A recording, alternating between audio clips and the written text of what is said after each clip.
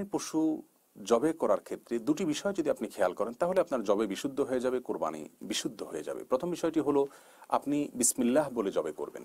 বিসমিল্লাহ বলে আপনি ছুরি চালনা শুরু করবেন।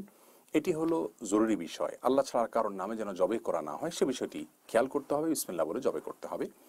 আর জবের সময় আপনাকে খেয়াল করতে হবে পশুর খাদ্যনালী, শ্বাসনালী এবং দুই পাশে থাকা দুটি নালী, সরু বা চিকন নালী, সেই নালীগুলো কাটা হলো আপনার জন্য জরুরি। অর্থাৎ এই নালীগুলো যদি কাটা যায় তাহলে সেক্ষেত্রে জবে বিশুদ্ধ হয়ে গেল।